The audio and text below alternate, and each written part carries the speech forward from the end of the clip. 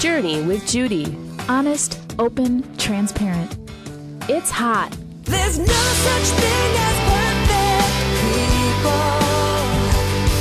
There's no such thing as a perfect life. So come as you are, broken and scarred. Lift up your heart and be amazed and be changed by a perfect God. Good morning. I am Judy Hehr, and you are listening to Journey with Judy. And that song, every time, no such thing as perfect people. Come as you are, broken and scarred. That's me. You yell, you take something away, you cry, you isolate. That would be a note that's sitting in front of me that I received from my daughter, Kennedy, who's 13 years old the other day. Broken and scarred. But be changed by a perfect God. Some days I wonder. We say in our house, if it's not nice, necessary, or true, then keep it to you. And in this case, it wasn't nice, it wasn't necessary, but it was true.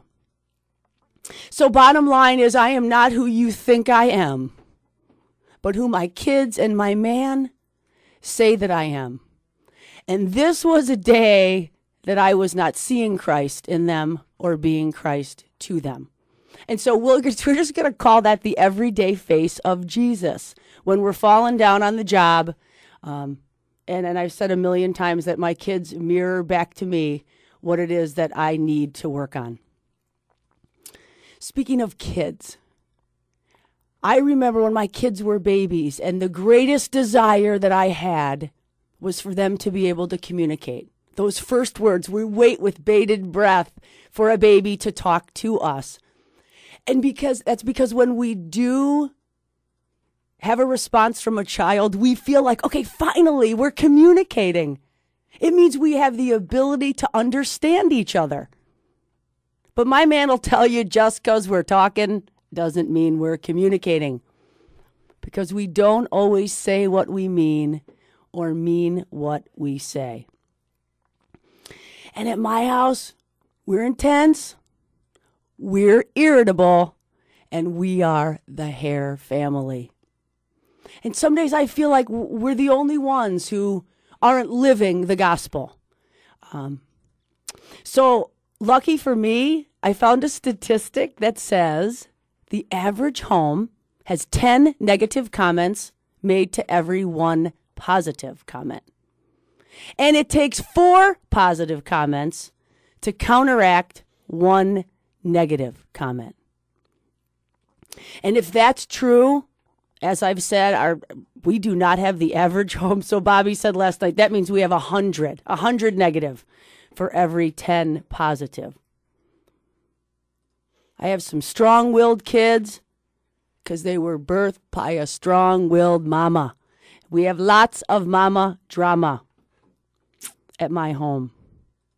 And speaking of strong, the question on the table this morning is, do you know the strongest muscle in your body?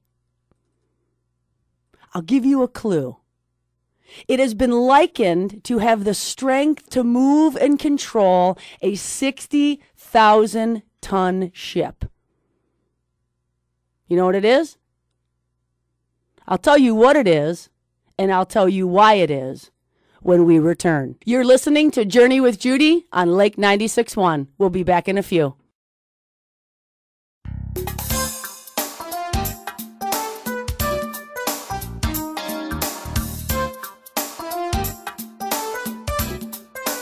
Welcome back. You are listening to Journey with Judy right here on Lake 96.1. And we left before the break asking the question, if you knew what the strongest muscle in your body was. And I am here to tell you the strongest muscle in your body is your tongue. I'm going to ask you if your mouth has ever gotten you into trouble. Based on the note that I received from my daughter, obviously mine does. The ability to communicate. The human language. What a privilege to be able to hear what it is that someone has to say at times. But with it, we have these rights, risks, and the responsibilities of how our words impact somebody else. And biblically speaking, what comes out of your mouth has found its origin in your heart. And that being said, I think I need like a quadruple bypass. Our first verse this morning is, life and death are in the power of the tongue. Those who love it will reap its consequences. Above all, beliefs and convictions are formed by words. They destroy a person or are the making of them. We have the ability to speak blessings or curses into the life of somebody else.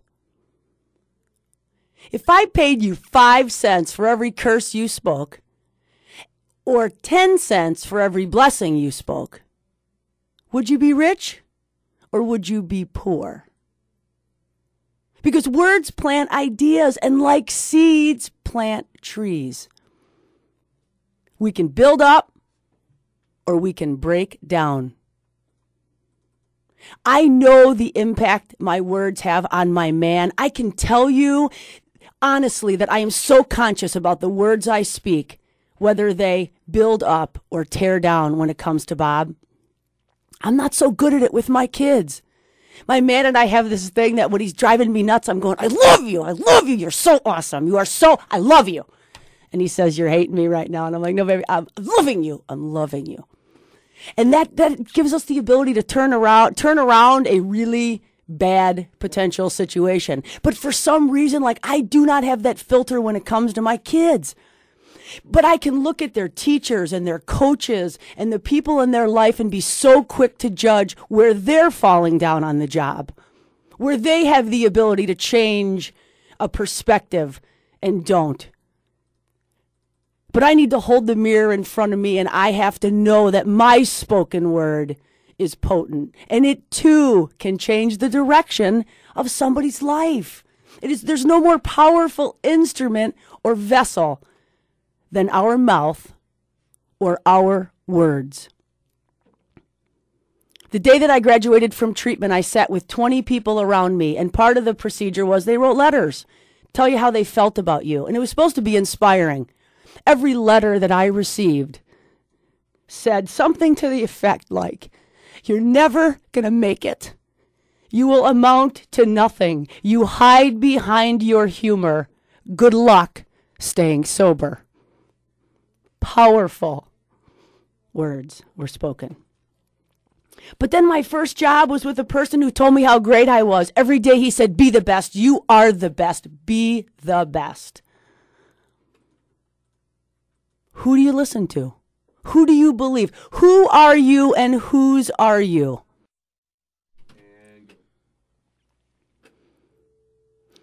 Life giver or life sucker? You tell me. The words of a gossip sink deep into our being.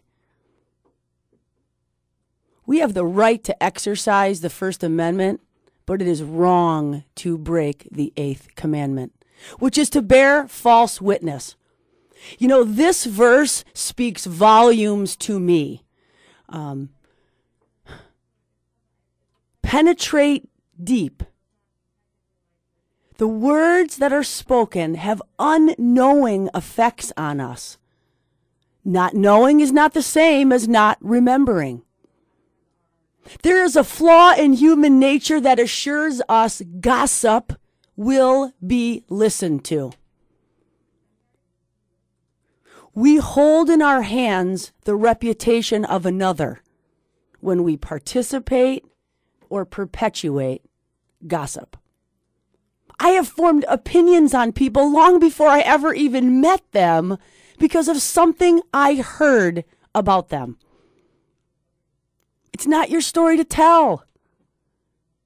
And we cannot confuse gossip with a genuine concern for another's well-being. I wonder how many people have had their reputation ruined by a lie. I wonder how many marriages have been put at risk due to a false accusation. We live in a small community. One word of gossip moves faster than a fire on Main Street. Loose tongue to me, loose tongue about me. Simple concept. I want my kids to know that. And unfortunately, until gossip turns on you, you may never be cured from it. And people say, I can't tell you how many times I've heard somebody say, I forgot that already. And unfortunately, this verse is saying that when we hear something, it sinks so deep into our being that you don't have the ability to forget it. There's so many. I have the worst memory. Anyone will tell you that knows me that I have the worst memory. I don't even remember my own anniversary, what my kids are allergic to, or, what their birthdays are. But join me in this exercise. Here's a story of a man named Brady. How about this one? My baloney has a first name, it's. My baloney has a second name, it's.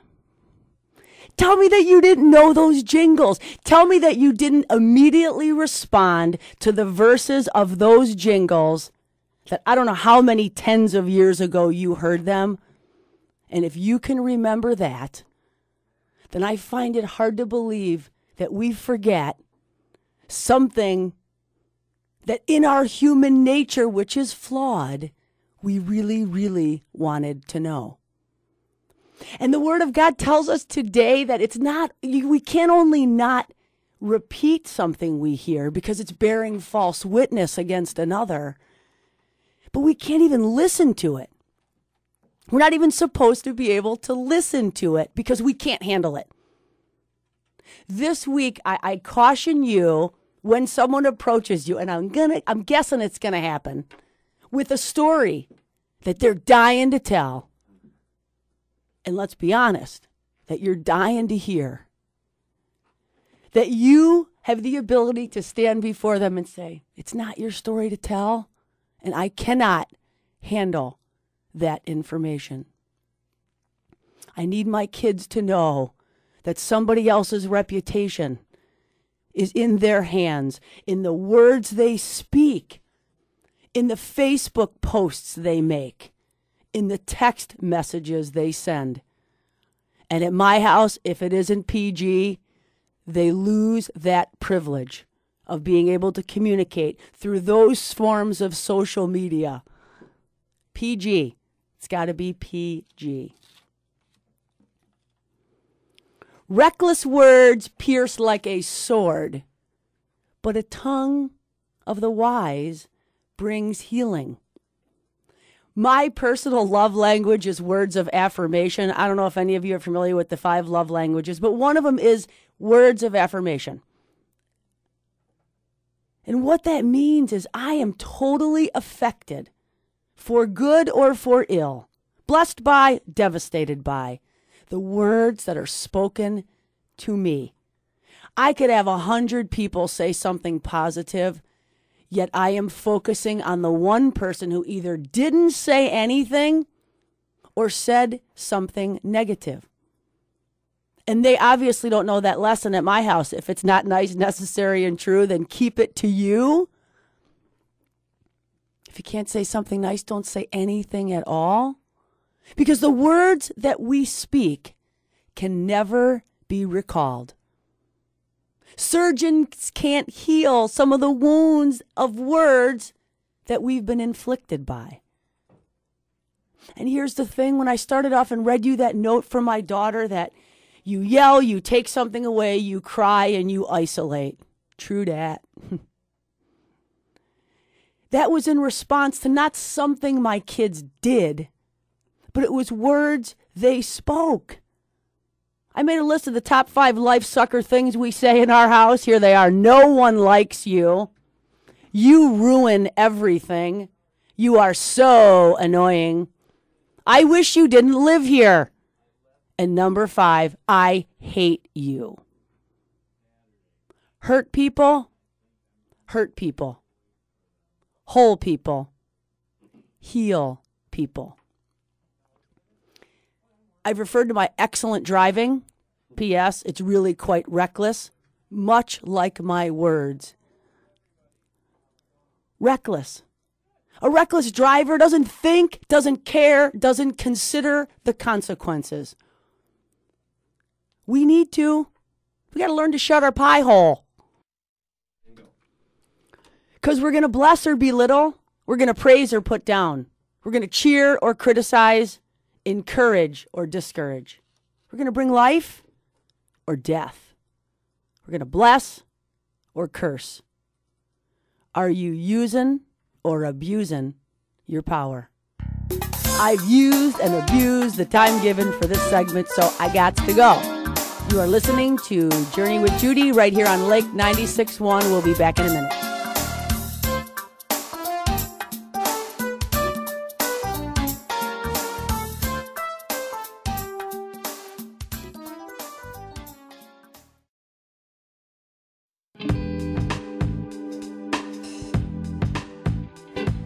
Welcome back. Thanks for choosing to journey with Judy this morning. I'm Judy, and we have been talking about the most powerful drug used by mankind, our words, and the risks and the responsibilities of the words we choose to use.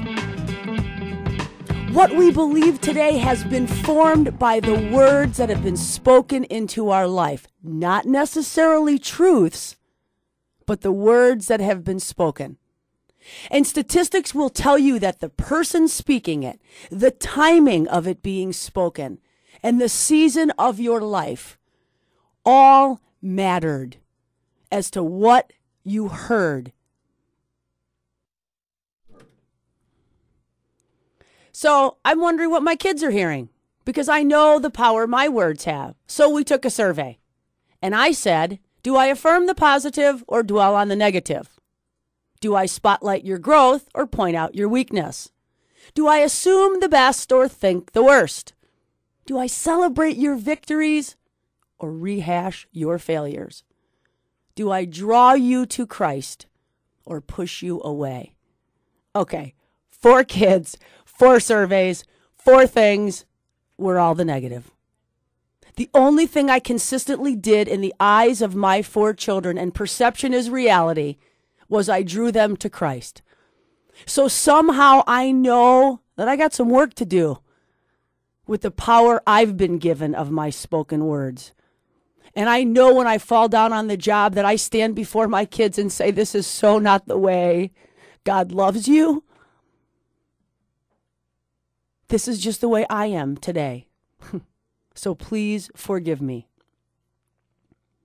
Communication is the essence of relationship. And our words come directly from our heart. We got to be responsible for the words we choose to use, because we know how we have been affected by the choice of words from others. Every relationship has been started, ended, restored, or ruined by the spoken word. We call it poison spewing in our house. We say you got 2 ears and 1 mouth. There must be a reason. Sticks and stones may break my bones, but words will maim and wound me. I don't want to be tripped by the lip. I don't want to be hung by the tongue. And I know that sometimes less is more, which is difficult because my last name should be Moore, Judy Moore. More of everything is always better.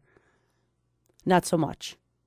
Do you know there's 56 words in the Lord's Prayer, 279 in the 10 Commandments, but the government order on setting the price of cabbage, 26,911.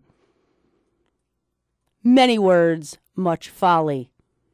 As we become wiser, we talk less and we say more. I don't know what that says for your host today,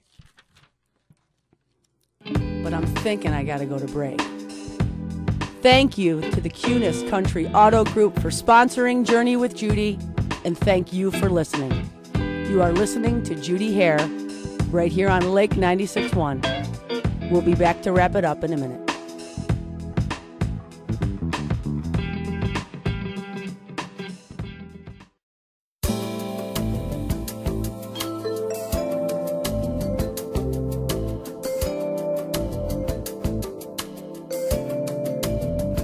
We're back. Please visit judyhehr.com to listen to past shows, purchase previous talks on DVD, and view the gift of words I've been blessed with on this journey by your testimonies and affirmations. If not you, then who? We have to be willing to accept the responsibility and the risks that come with the human language and our gift of communicating. And remember, they can't hang you for what you think. So if it's not nice, necessary, or true, keep it to you. Your tongue has the power of life and death. Don't go away. Dave and Nancy are next on Life Matters. Keep it hot, honest, open, and transparent. Peace out.